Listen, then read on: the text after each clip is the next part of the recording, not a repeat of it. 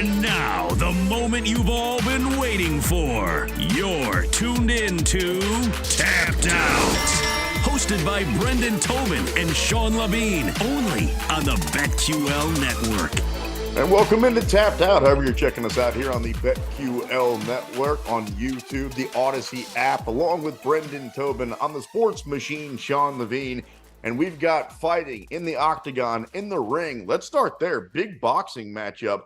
First time in a while, we're going to see Canelo Alvarez, BT, step back into the ring against one of the Charlo brothers, Jermell Charlo. It happens to be this Saturday night in Las Vegas. If you want to play the underdog, you can get good money right now at BetMGM. Plus 300 on Charlo. Canelo, you got to pay for it. Minus 430. Let's start there. Is he still that guy? Because in the back of my mind, I remember what Dimitri Bivol did against him. And you can say styles make fights or whatever, but frankly, Bivol beat him up on that night. Are you still willing to pay minus 430 for Canelo Alvarez? Yeah, it's a heavy number for sure. I think this is one of those interesting ones because, Jermell Charlo is, I think, he's probably surpassed his brother as the more decorated Charlo. He's the undisputed champion at 154. So he is moving up a couple of weight classes. And it's tough for him because I kind of feel like in a fight like this, he's got like the perennial puncher's chance, but it's tough to talk about a puncher's chance when a guy is going up 2 weight classes because you don't know how that's going to carry. Canelo's also never been stopped in his career. And so even though you look at a number like that, where he's like plus 900 to win by KO, it's probably a tall task to ask him to go out and finish Canelo. Could he win a decision against him? He's not as polished a boxer as Bivol. Like, he's not going to live behind his jab. He likes to mix it up. He's had a lot of closely contested fights, a lot of fights that have gone to close decisions. He's lost, but then has avenged losses. He's had draws and then has avenged those. So I do think that Jermell can show some good adjustments in his career, but he's going to probably have to do some adjusting in this fight. And I just think that's a big ask for him, even though he's been in there probably with more quality guys than a lot of guys when they first step in with Canelo. There are a lot of things going against him going into this because of the size, the moving up in weight, and probably needing to at least get Canelo to the canvas to win a decision. What about the age factor? 33 years old now for Canelo Alvarez. Is he still in his prime, or do you think we've seen the best of him? That's a great question. I think there's definitely valid questions about if he's still in his prime, because 33 is not old for most fighters. I mean, hell, it's old. It's younger than Bud Crawford is, and everybody's talking about him like he's just walked onto the scene. But you got to realize how many fights Canelo's had in his career. You're talking like 70 pro fights. He's been fighting since he was a child. And you have to wonder, with a guy like Canelo, he has gone up in weight to 175 and has tried to take on the likes of Bivol, Sergey Kovalev. Hell, there was even delusions of Canelo going up to heavyweight to try and do that, even though he's 5'8". So I do think that the mystique of Canelo has definitely worn off, but I still think he's very quality. And I do think that he could beat a lot of quality guys. And I think that Charlo strikes me as kind of the level. It's a good measuring stick to see, like, is Canelo way better than him? Is Canelo a little better than him? This is going to be a good fight to kind of answer those questions. I think my answer to that I think he's still a step above Jermell Charlo, because I think Jermell Charlo is probably a step below maybe the elite guys who could get him, like a Terrence Crawford in boxing skill. I don't think he's quite that good, but we'll see. I mean, if he does look rough in this one, then yeah, you're going to have some real questions about if the run is over for Canelo. I had to Google check you on that Terrence Crawford thing. Dude, he's 35 years old? Goodness gracious. I would have said he's 30 or 31. He's 35 years old. How about that? Don't be doubting me, dude. I don't know why I did that. I know I won't ever do that again. I'm going to try to pin the tail on the donkey on this fight, and I'm going to follow your lead here. What are you betting? Do we think that Canelo, because it sounds like you think Canelo is definitely going to win the fight. Does he finish him? If so, can I get a round? Let's make some money on this thing.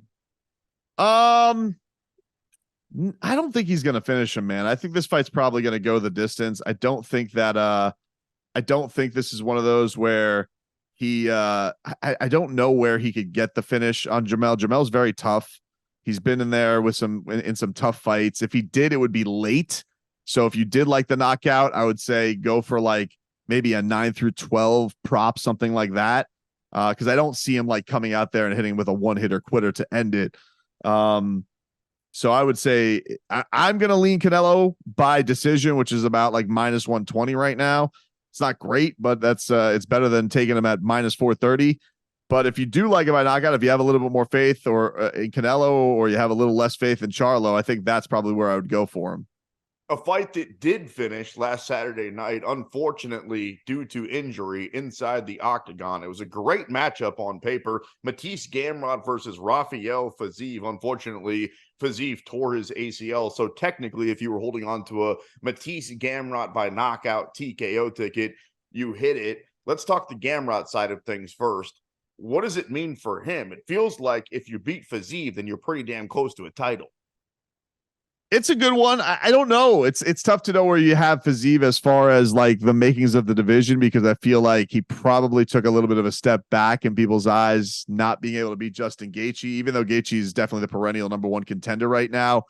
Fiziev was, I think, on that ascend. You know, we look at guys maybe like, you know, who we think that, you know, Arnold Allen, I think, is a good example. Like, oh, maybe he was going to be that guy. And that we saw when he took out Max Holloway. Hey, you're not quite ready for that yet. So this is an interesting point for Fiziev, because now he's got the injury to recover from, and also you technically take a loss. Whereas for Gamrot, yeah, he gets to move on, but I do think that there's still some questions because of how it ended. Like there's a little bit of unfulfillment there. So he probably needs one more signature victory to really get in there. You know where that Arnold Allen Max Holloway fight happened, right?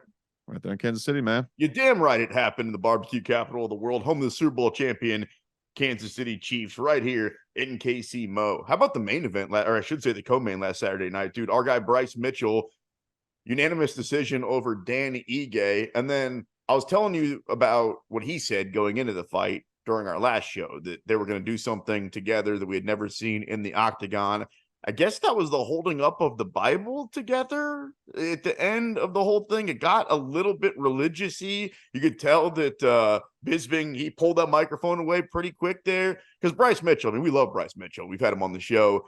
He's out there. I'm not talking about his religious views. I'm talking about just as a human being, and aren't we all? But Bryce is kind of out there. As far as the fight goes, he got beat up a little bit. Like, he didn't look great afterwards. His eye was completely shut, but I thought he looked pretty good. I thought it was an important win for him. I think that Bryce Mitchell, you know, a lot of people saw the way that he lost to Poirier the last time around. You're wondering, like, man, is he got his like, ass whooped. Yeah, how do you bounce back like that? So to have a tough scrap fight like that, take the damage that he did, but still come out victorious, I thought it was impressive for him. I thought it was important for him.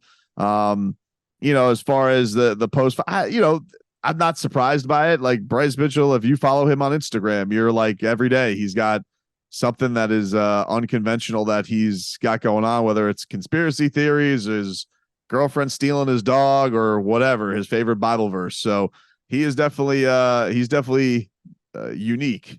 And so when he was throwing the Bible around, like, yeah, good for him. I don't, you know, nothing wrong with that to me. And correct me if I'm wrong, but it's a guy that's watched this sport now for quite a while.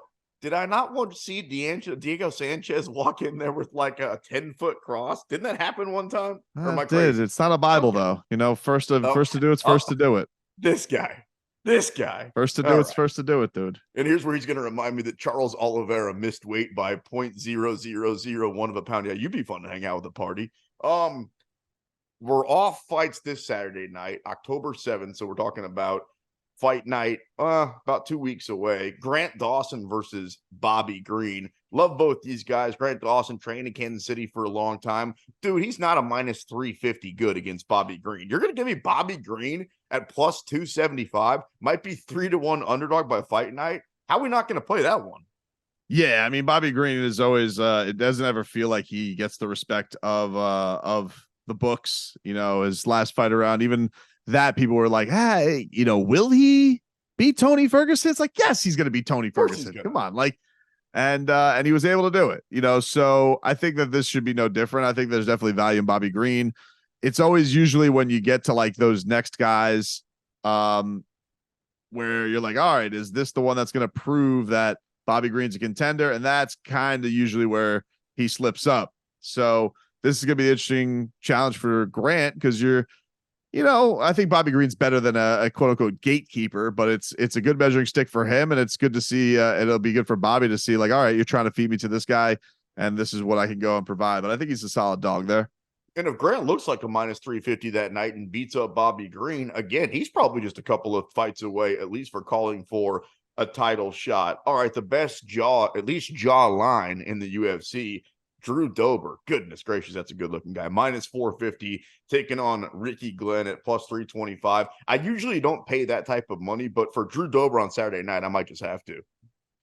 Yeah, you can't blame him, man. I mean, like he's always got that, knockout power that's impressive for him when he goes out there. Fantastic hair too. I mean, like if we're gonna be honest about it, like he goes out there, but needs to bounce back too, because his last fight out there, he lost to Matt Frivola. So this is an opportunity for him. But before that was absolutely steamrolling. So it's a good chance for him to get back in the win column. I see what you did there, steamrolling for Vola. Good. He should have played Ken in the Barbie movie, Drew Dober. Wouldn't he have been better than Ryan Gosling? I didn't see the movie. I did see the movie. I think Ryan Gosling did a fantastic job. Okay. Well, I'm just saying Drew Dober would have done a better job. That's BT on the Sports Machine, talking a little fighting here on Tapped Out. Speaking of fights, UFC 294, not too far away, the next pay-per-view. I feel like you and I are on different sides of the octagon on this one.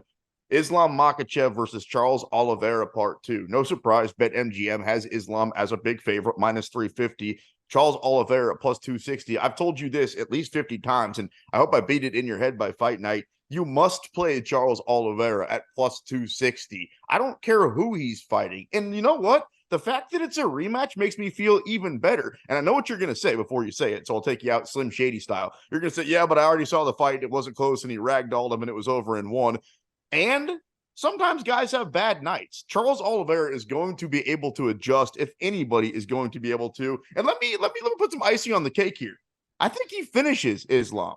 I know that sounds crazy. Oh my gosh, nobody finishes Islam. Well, Charles Oliveira has finished more people than anybody in the history of the UFC. So again, if you're going to give me plus 260 on him to win the fight, plus 400 at BetMGM on him to finish the fight, dude, I'm going to empty the bank account right now.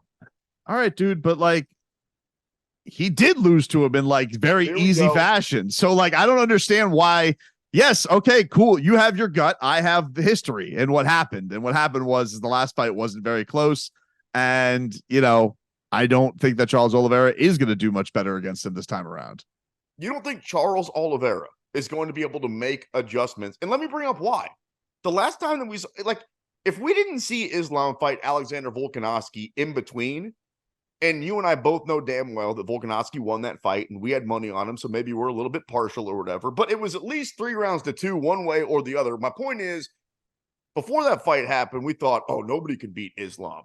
And after that fight, we thought Islam just got beat. So if we're talking about a guy that we both really think in the back of our minds is coming in off of a loss, what I'm telling you, dude, is Charles Oliveira is that guy, and maybe, just maybe, we overrated Islam just a little bit with all the Khabib comparisons, and I'll shut up and I'll apologize and I'll back off if he does it again, but he's not going to. Well, I don't think that you are, because it's probably like if he beats Charles Oliveira again, then he's just beating a guy that he's already beaten.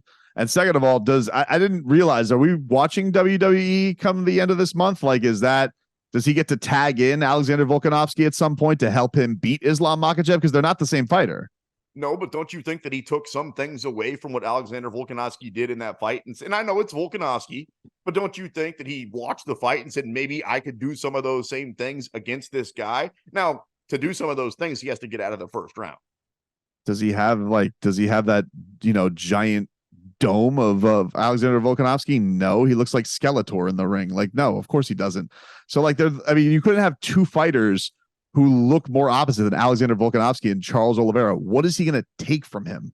What's your problem with Charles Oliveira? I don't have a problem, but like you love Charlie Olives. I like him too, but like you sit here and you're like, no. What happened isn't going to happen again. And your reason is cuz. And what Alexander Volkanovski did to Islam. And it's like, he's not Alexander Volkanovski. Okay. And it's also cuz it's Charles Oliveira. We're not talking about Alexander Hernandez here that I'm making the argument for. I can't wait to hear what you have to say about the co-main event of this one. Khamzat Chimaev steps in against Paulo Costa. You can get Paulo at plus 260 underdog money. Khamzat minus 350. Honestly, that feels like about the right number. And for the odds makers, how do you even put a number on Khamzat? It's tough. I mean, you have actually two guys here. I think Data, if you got him in some truth serum, you're like, are you sure both these guys are going to make it to the main event? Like, are you Absolutely. confident? Like, you have to worry about that. That being said, weight. yeah, if they both make weight, if they both make it to the co-main event, man, I think we have the makings of a really, really fun fight. I think Paulo Costa's shown you against good grapplers before that, he could keep a fight standing from time to time. Depends on that. And it depends on how Khamzat wants to go about this. I think the thing that's going to be fascinating about it is, now that Khamzat has picked a weight class that isn't welterweight, how does the power translate for him? How does his grappling ability translate, not going against 170-pound fighters? So it's a good measuring stick for him. I think I favor Khamzat because I find him to be the more well-rounded fighter, but I wish I had a little bit more clarification on it because he hasn't been that active. You could talk me into that underdog money on Paulo Costa, especially if that's like 3-1 by the time that fight goes off. All right, you've gotten under my skin on this first segment, which means coming up next, I'm going to have to fight you. My favorite segment. You're going to fight me right here on Tapped Out.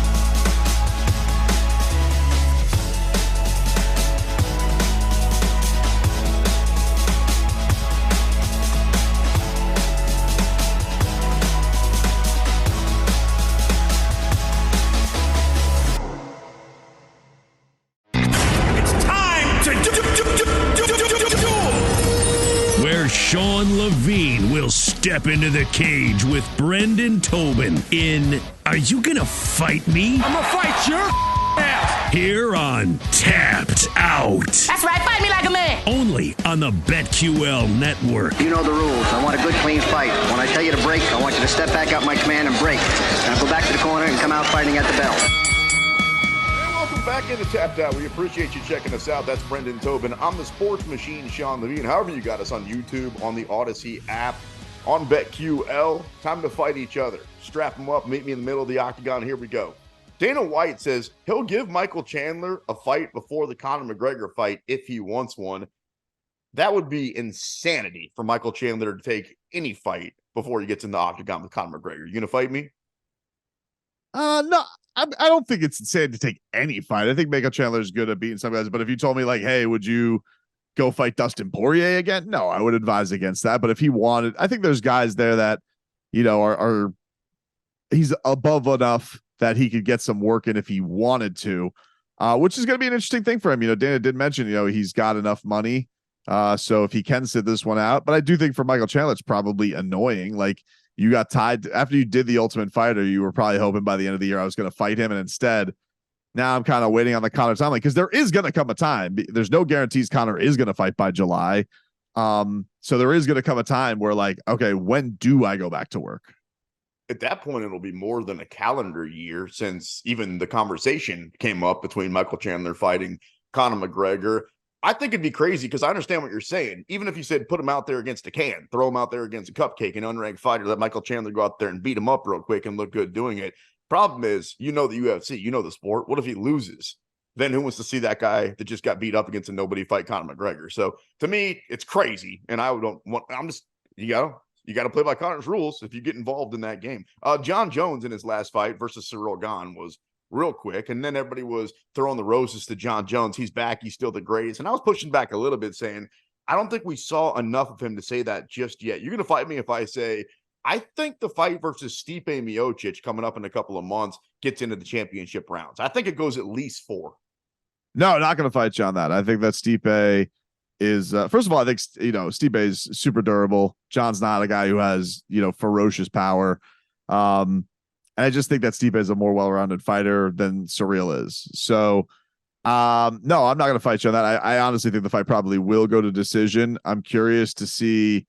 I do think Stipe needs to strike first. And what I mean by that is I think that he needs to get to John early. He needs to get some hands on him early just to know, like, hey, I'm a different beast. Can't try and make him feel uncomfortable at this weight class, because John Jones, we've been waiting for him to forever be at heavyweight, but he has yet to feel uncomfortable as a heavyweight and feel the wrath of a heavyweigh's hands. And Stipe was talking this week about, my power's underrated. I think that that's an important element. I think that he needs John to feel that a little bit to unleash that boxing skill, get inside that range, and have John have something to worry about so this fight does go later.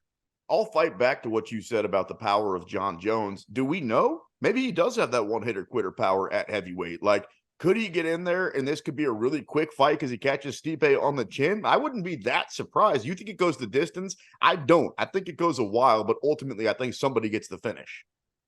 I don't. I mean, like, look, maybe that happens in, like, there's some crazy head kick or something like that, or John. But, like, no, I think these guys are both pretty durable guys. I don't think that John has that. He's never been a big puncher. Like, he's never been a guy that usually knocks guys out. When he does, it's usually he gets them on the ground pretty and finishes elbows, them on the ground. though. Pretty heavy elbows. Not for knockouts though. He doesn't have like the Yair Rodriguez on him. Like, they're dangerous. Like, he'll finish guys on the ground with ground and pound and things like that.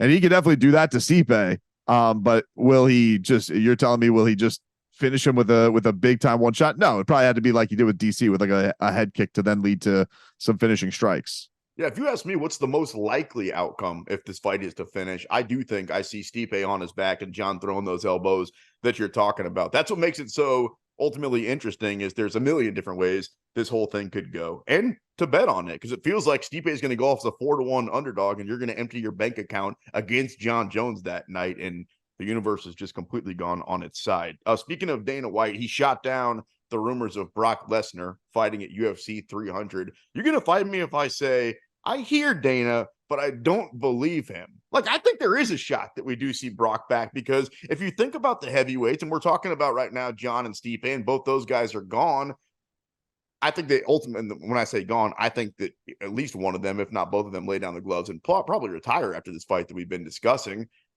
You need some big boys in there. You're going to fight me if I say, I think there's a chance we see Brock Lesnar back in the octagon. Nah, anytime there's Brock Lesnar news, it always feels like, what are his negotiations going on with the wrestling? Like, that's the only time we ever hear him in the UFC. I don't buy it. And you know what? I'm really like Brock Lesnar, Ronda Rousey, Conor McGregor. Like, it is this old timers day at UFC 300. Like, give me some Volkanovski, give me some style bender, give me Sean O'Malley, give me some of the guys that are actually in their prime, like John, even like, okay, John says he's going to retire. Throw him a bag, make him go fight at the UFC 300 against whomever. I don't care, but I don't know, man. Brock Lesnar, when's the last time he fought? 15 years ago? Who cares? It's been a minute since we've seen the beast incarnate back in the octagon. Speaking of Dana talking about things, he says if Patty takes care of Tony Ferguson, they're fighting, by the way. We'll talk about that a little later on in the show, because I've got odds for it, which I think are going to surprise you. But Dana said, if Ferguson gets finished, then he should retire. You're going to fight me if I say that dude should have retired 2 years ago. I mean, yeah, I'm not going to fight you on that, because I probably think he should have retired a couple of fights ago. But I don't, yeah, it's a little weird that Dana decides this is like the line of demarcation, right? Because it almost feels like it almost kind of feels like a shot at Patty, right? Like, it's like, oh, you lost to Patty Pimblett. And it's kind of weird, because it would feel like, oh, Patty's supposed to be one of their up and coming stars and one of these guys that you would think would be on that UFC 300 card just to get everybody kind of riled up for it. So for him to say something like that is a little bit odd. Patty's whole career has been a little bit odd, if you think about it. Like, he came in as this guy, this brash talker, this Beatles haircut, right? And he got punched around a little bit in his first fight and then ultimately won. Everybody was behind him, and then he looked good in his next fight. And then the next time out, he didn't look so great in the Jared Gordon fight and probably lost. And in the post-fight comments, he kind of rubbed people the wrong way. I don't know. You talk about Paddy Pimblett at 300. He's got to do something to win the fans back. Like, it feels like right now the fans are on the edge if they love or hate that guy. I agree with that. I think that I kind of am too. I can't decide either. Yeah, I'm not one of these. I'm not like rats off a ship on Paddy Pimblett, but I think that he's definitely, everybody gets to that point where they have to prove a little bit of something. And I think that he's been dealt a lot of hype early on, and it's cool. A lot of people are into following you, but that means that you have to follow up with some big time results. And that's going to be very important this time around. Speaking of overrated, Song Yadong and Petr Yan is in the works for a December fight. I think Petr Yan's a little overrated, and I bet he gets his ass kicked by Song Yadong. Same way he did against Merab. You going to fight me? Yeah, I think that Petr Yan's going to bounce back. I think that I don't think that he's overrated. I think that that's just a really, really tough division. I think at one point he probably was number 3 pound for pound. He was. That's probably a little overrated from that standpoint, but I do think that the guy was a deserving champion. I think that, he gave Sean O'Malley all he could handle. He's given Aljamain Sterling lost barely though, dude. I mean, like, come on, dude, you're quibbling. Like you're acting like he got blown out. You're sitting here. Here's the thing that's funny about you. You'll sit here and you'll argue with me for 4 minutes about Islam Makhachev's imaginary chance to beat or Charles Oliveira's imaginary chance to beat Islam, even though that fight lasted 30 seconds. And then you're like, Petr Yan's overrated. He lost Sean O'Malley by this much. And you're like, dude's a bum. No, he lost that fight. He lost to Aljamain Sterling not once but twice. And you're going to say, yeah, but one time it didn't count. Did it count the second time? What about when Merab beat him up 5-0? Did that count? But like, if you were to sit here today and it was Sean O'Malley versus Petr Yan, who would you say would win? Whose money are we betting? Mine or yours? Let's just say it straight up. It's pick 'em. I'm just asking you who you think would win. I hate to prove your point, but I would probably take Petr Yan. All right. So like, I don't understand. Like, yeah, is he overrated is he one of the best 5 guys walking the planet? Nah, probably not. But I still think the guy's a badass. And I do think he's a little bit better than Song Yadong. But if he does lose, you'll be able to take your victory lap and dance on his grave. I also can't figure out O'Malley, to be honest. Like, I can't tell if he's just caught in a couple of breaks with decisions and good fights. When I say good fights, I mean matchups, or if he really is that guy. A lot of people don't have that question anymore after him knocking out Aljamain Sterling. I've kind of found myself in the camp of, let me see you defend it one more time. You know what I mean? And then I'll be completely on board. But we're all fans of his, obviously, even the fat guy on the left. That's Brendan Tobin. On the sports machine, Sean Levine.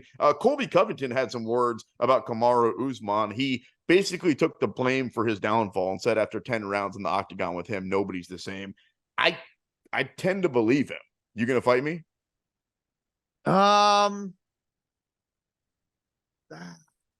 here, let me while you're thinking, let me say something. We've seen him fight Leon a couple of times since then, but the truth is, and Colby pointed this out, Leon won, what do you want to say, half of one round in the first fight? Or yeah, actually, one moment. The second fight. Yeah. And in the third round, it was, closer or whatever. The point is, Colby's won a whole lot more rounds off of Usman. Like, if you want to blame anybody for the downfall of Usman, I think it's Colby. You going to fight me?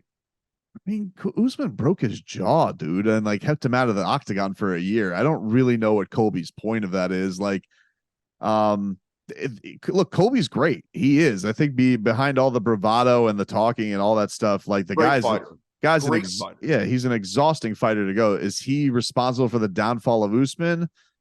I don't think so, man. I think getting knocked to the stratosphere with a head kick is more responsible for that. But that's just me. I mean, it's I just think that for him taking on Usman just always seemed like he did the more damaging stuff. And while Colby is super exhausting to go through with that cardio and pace that he puts on you, having a baseball bat basically taken to your head, I feel like that's going to mess with you a little bit more. Back to Conor for a second. He said earlier this week that before he retires, we're going to see a trilogy fight. versus Nate Diaz. You're going to fight me if I say that's one of those that it's never going to be too late. Even if we see that thing and both guys are 55 years old or 75 years old, with one with a walker and one with a wheelchair, I think you're still going to get a bunch of pay-per-view buys. I don't know, man. I watched Bernard Hopkins versus Roy Jones too. It was pretty old. Like, you know, there is an expiring date on stuff. I think that the hype can be fun. Almost feel like, you know, like if it gets to a point, maybe they should just go box or something like that at some point. But yeah, I think if this is honestly more of a Conor thing than it is a Nate thing. I think if Conor doesn't fight Nate by probably December or at the latest 2025, like early, then like I don't know when we expect him to fight again. And then, you know, Nate already felt like he was, you know, checked out as it is. Just lost to Jake Paul, for God's sake. I saw it. I hope they don't go to boxing. You know what that'll feel like? We used to do the Thanksgiving game day with me and all the boys for years and years and years, and it was tackle football. And then once everybody started having kids and wives and, you know, real lives and jobs and all that stuff, it became two-hand touch, and then eventually we quit. It does kind of feel like if that's a boxing match, it's just not going to feel the same if those guys aren't able to use their full skill set. All right, before we stop fighting here, we're about a month away, October 28th, from Tyson Fury versus Francis Ngannou. You're going to fight me if I say, and maybe I'm missing something, nobody's talking about this fight. I saw a lot of hype this week because they had the media workouts. I saw a little bit of Francis on Rogan where he's like, "Oh, I'm concerned of Tyson Fury cheating." I thought that was kind of fun. I'm sneaky excited for it. I really am excited. I think it's going to be a fun spectacle. You have the two baddest men on the planet, you know, the heavyweight champs going in there, squaring off. I think that Francis Ngannou is going to get killed. But I think the thing that's funny about that, I'm going in with such low expectations that if he does anything to rattle Tyson Fury, I'm going to be so hyped up. It's going to be so exciting if he has any moment against Tyson Fury. If he gets beat down, he gets beat down. But I'm excited for Francis, and I think part of me is excited for Francis because I really feel like he beat the system. You know, like I think that you know, ultimately as a greedy fan, I wish he was in the UFC because you want to talk about the main event of 300, it should be Francis versus John Jones. It should be. But it's not. And so if it's not, at least Francis got over on the company and made it all worth it. It's not, because I'll be honest with you, his PFL debut, and I like the PFL. Those guys are good to us. We like SOC who joins us every once in a while, but I don't see what the debut fight is for him. I really don't. I don't know what opponent he's going to face, and that bums me out because he should have fights that matter. You know how that could become 10 times bigger than it probably is already going to be. I'm talking about Francis Ngannou's first fight in the PFL. And I know I'm dreaming here. If he somehow wins this fight, like if he was to knock out Tyson Fury and then it's his first fight in the PFL, because you knock out Tyson Fury, and again, I know I'm dreaming here, then you're definitely the baddest man on the planet. I don't want to hear any more John Jones or anybody. If he gets in a boxing match somehow, do you think ultimately, though, that Tyson Fury knocks him out? Like, do you think that he finishes it? Because that's quite the spectacle to see. Like, you're telling me that whatever it costs to pay for, if you're telling me that it's kind of like watching a car wreck. If I'm going to see, if you can guarantee me, or at least give me like 75% odds that Tyson Fury is going to knock out Francis Ngannou, I'll pay for it. I'm with you. I think that's going to be fun. And I do think that Francis will give like a spirited few rounds. And then, I think eventually he'll get exhausted. Tyson's going to lean on him and then probably will finish him. But I think it's going to be a fun spectacle. I really do. Well, it's got to go a few rounds. It's customary. We saw what happened with Floyd and Conor. Like, everybody knows that Floyd let him dance around. Carry him. Dance around for a little bit and then finish it off and let people get their money's worth. Brendan Tobin, Sports Machine, Sean Levine. Speaking of fight announcements, some huge ones are right around the corner, and so are we right here on Tapped Out.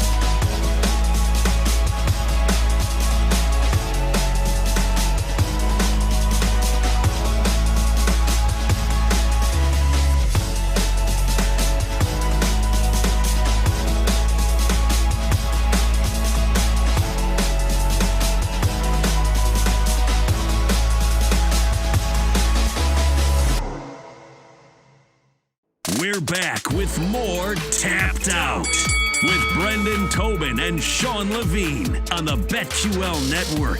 Hey, welcome back. That's Brendan Tobin, Sports Machine Sean Levine. Hopefully you're checking out our pretty faces on YouTube. Maybe you've got us on the Odyssey app. However you got us, we're making some money together here on Tapped Out. All right, speaking of money, the odds are out. A bunch of fights just got announced. Yuri Prochazka taking on Alex Pereira for the vacant light heavyweight belt. That's UFC 295. Yuri plus 125. Pereira as an underdog at minus 150. I know I'm throwing it out there early. What's your early thinking in that fight, BT? Oh man, it's such a good matchup. I think I'm leaning early Yuri, even though I'm a little bit concerned of him, coming off of the injury and wondering what he's going to look like. But I'm also concerned about what it's like for Alex, Pereira. Like, I'm still wondering, like, what is this guy going to be like when he gets in there with some big strikers? I know we saw his debut and he looked pretty damn good.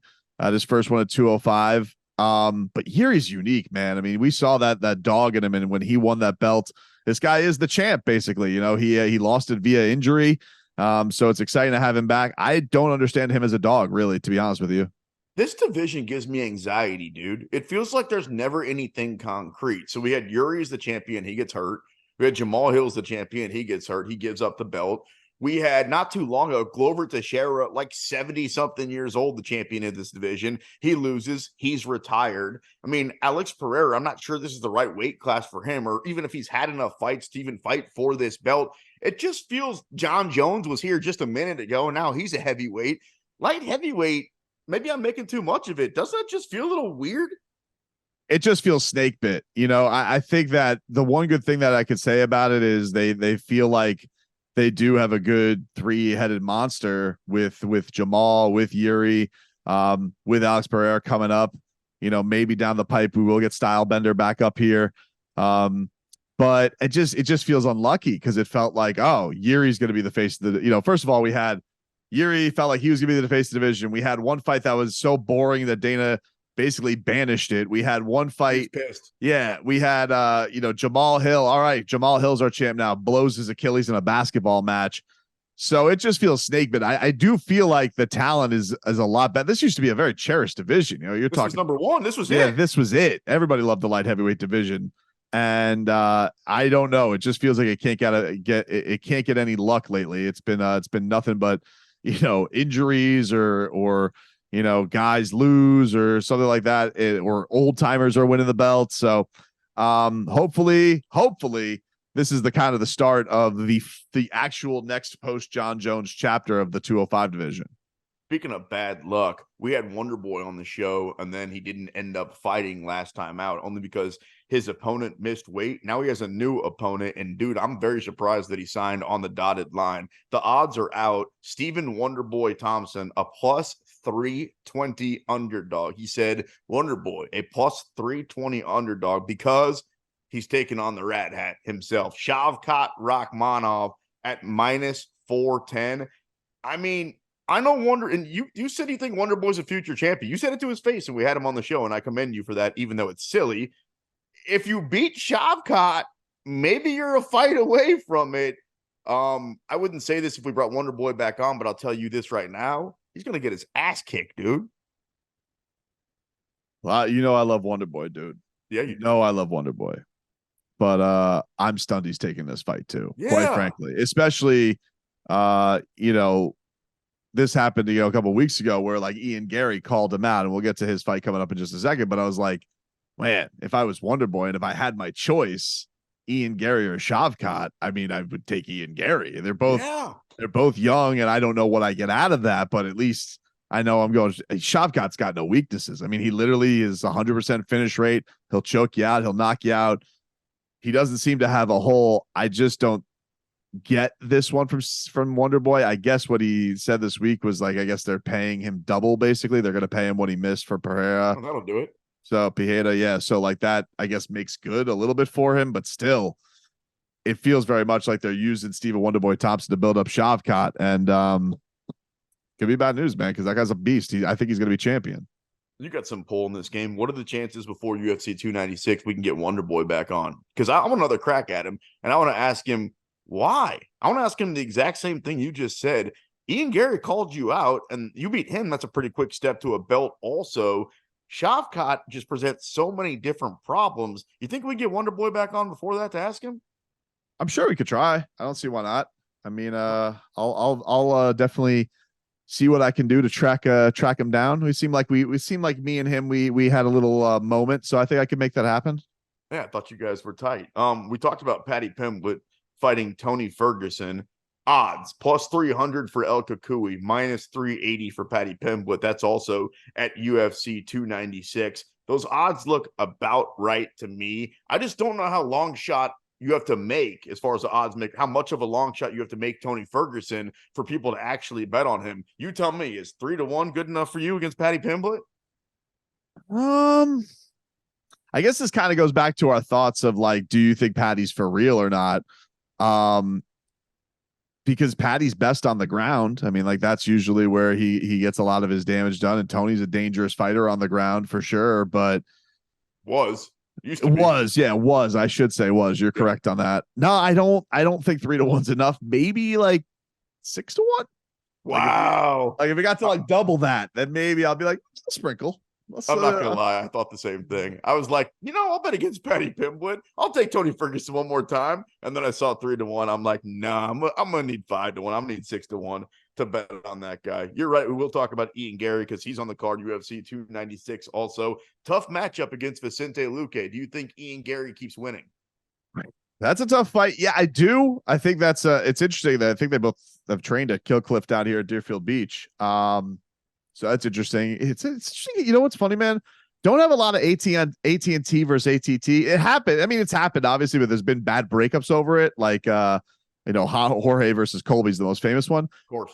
That Kill Cliff, they seem to fight each other all the time. It seems to be a very common thing where those guys always end up fighting each other. I guess it's because they take in more mercenaries down here in South Florida. Anyway, that's just a South Florida nerdy aside. I think Ian Gary should be able to beat Vicente Luque. Luque definitely is dangerous and capable of beating him, and it's a good measuring stick. I think it's not the sexiest name I think that Ian Gary was looking for. Like taking a guy like Wonder Boy is going to get you way more attention than beating Vicente Luque, but I think it's a good test for Ian. But it feels about the same level, maybe a little bit higher than what he just did in beating Neil Magny. I just thought of this. What if they both win? Because that's on the same card, same night, UFC 296. Let's say Ian Gary goes out there, knocks out Vicente Luque. And I know you're going to like what I'm about to say, but it's not going to happen. Let's say Wonder Boy goes out there and puts it on the chin of Shavkat, kicks him right in the face, puts him to sleep, and they call each other out. And then we see Wonder Boy fight Ian Gary next. That's a title eliminator, right? Then we're like one fight away, both those guys from the belt. I don't think beating Vicente Luque is enough. Yeah, like would it be enough for him to call the shots, get Wonder Boy? Yeah, probably. I'm telling you right now, with his accent, with his look, with his winning streak, if Ian Gary beats Vicente Luque and then Wonder Boy, he'd go fight for the belt. Here's what I would say. Because let me just check. I don't remember what Shavkat's ranked right now. If I'm Wonder Boy and I knock out Shavkat Rakhmonov, the first guy to ever not only beat him, but he didn't stop me. He's been stopping everybody. Shavkat's now 6th. Right. It's basically a top 5. Honestly, it's a top 5 matchup because Hamzat's still in the top 4, in the top 5 for whatever reason. So we'll call him 5. He's 5th. Let's just say he's 5th. Yeah. If he knocks out Shavkat, he should fight for the title next. Like he doesn't have to fight no Ian Gary next. That's ridiculous. Okay. In my opinion. No, I see that side of it. I guess I was thinking more from Ian Gary's perspective, but you're right. If you're Wonder Boy and you take it, just having the balls to take this fight, and then you go out there and actually knock him out, there's a reason why he's a plus 320 underdog, Wonder Boy Thompson. I mean, look what the odds were for what he's supposed to have last fight and then this one, but I don't think it's going to happen. I bet he gets. Yeah. And listen, man, we're going to see that hat. It's going to happen. Before we get out of here, Leon and Colby's official for 296. So that'll be the last pay-per-view of the year. So we'll have John Jones and Stipe in December. And then to finish off December, Leon versus Colby in the main event. Colby's an underdog plus 125. Leon is obviously the favorite at minus 125. Who's got the belt after that fight? I think it's Colby. Man, so tough because I do think that Leon has shown such growth.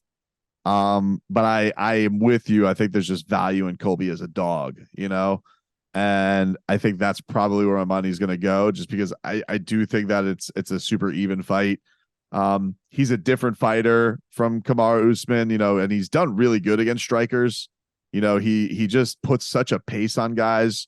That's just different. I think that the only guy who could out wrestle him, we saw him, and that was Kamaru. And so then it kind of just turned into a striking match.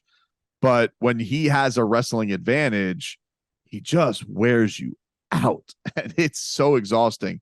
And there is value in that. So I'm with you. I think I'm going to ride with Colby as the dog in that one. And I mean, it's a pretty close line. So I don't know if more people are going to get in on that, because I don't really see the line going higher for him. I feel like as the fight gets closer, more people are going to bet on Colby. Yeah, no, it could be a pick 'em by the time that it goes off. And Leon, again, he's a tough guy to put your finger on, because when he took the belt from Usman, it's not like he looked good in that fight until he did. We saw him fight again. He won again. It's like, all right, kind of like I was saying before about Sean O'Malley. Some of these guys, I keep saying, do it one more time. I want to see Leon do it one more time. And if he does versus Colby, then I'll say, all right, he's that dude. Speaking of that dude, on the other side, the NFL has a new favorite to be the MVP of the league. BT takes a victory lap next. This is going to be disgusting. Keep it right here on Tapped Out.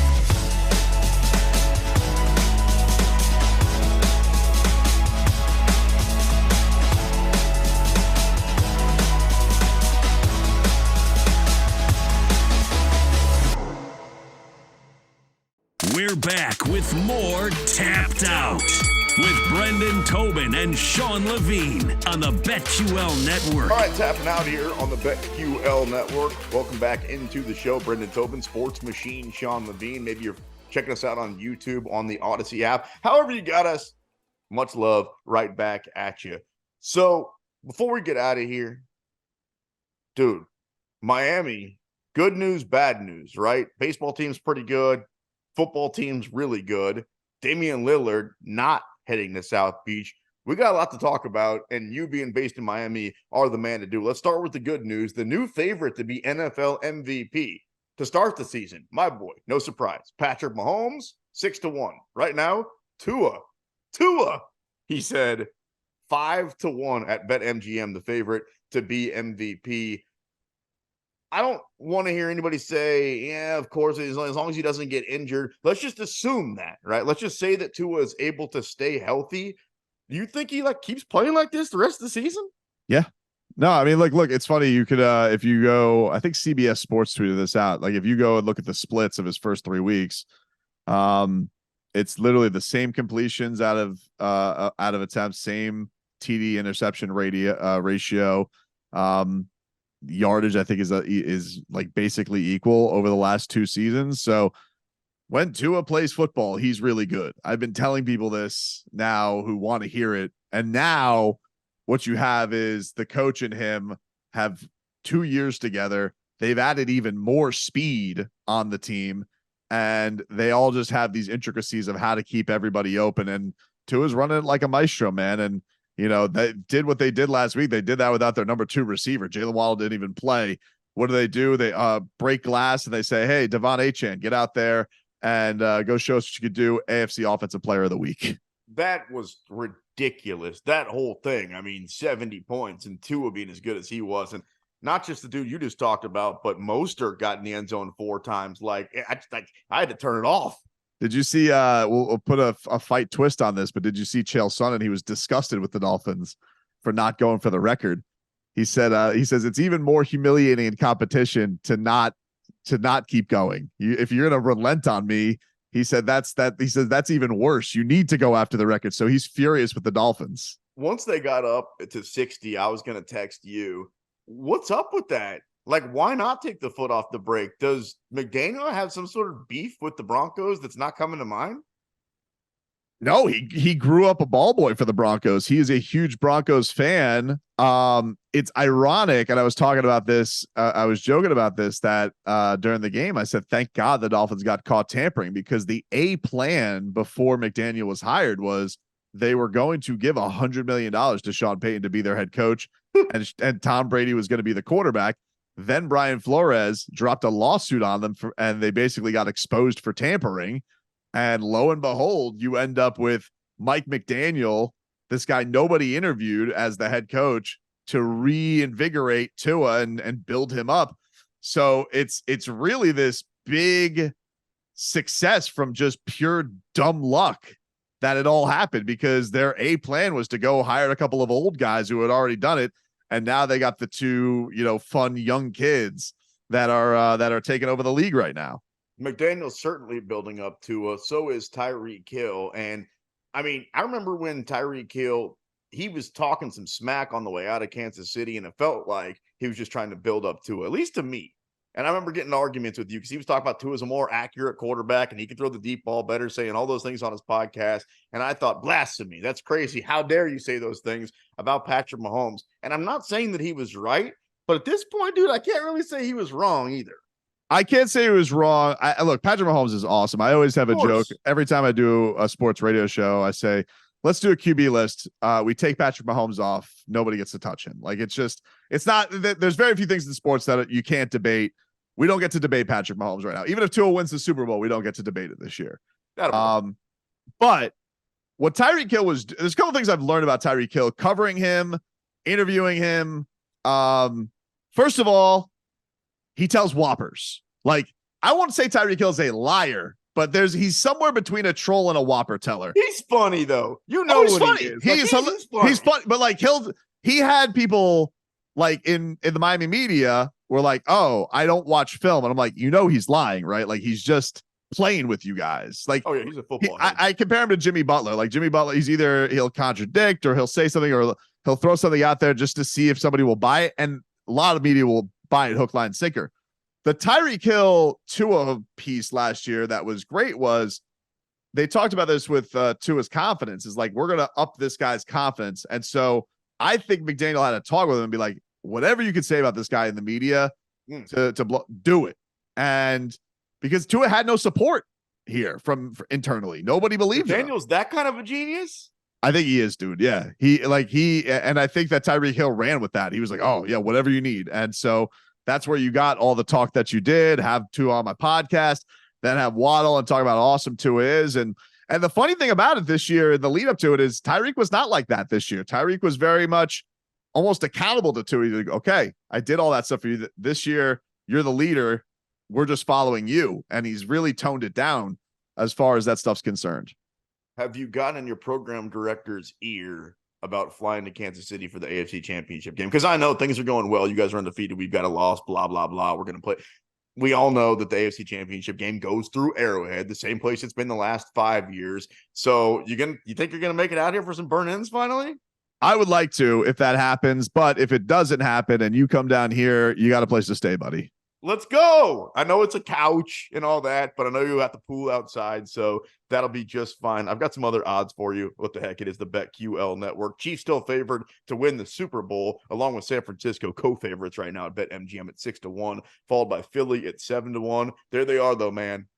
Miami Dolphins at 10-1 to win the Super Bowl right now at BetMGM. And definitely as far as good surprises go, and I don't want to say they're a huge surprise. A lot of people saw this coming, to be one of, if not the best offensive team in the history of the NFL through the first 3 weeks. Pretty cool. We'll see if they can keep it up, and we'll see if you guys end up here in Kansas City. That's it for Tapped Out. We appreciate you checking us out. We'll be back next week right here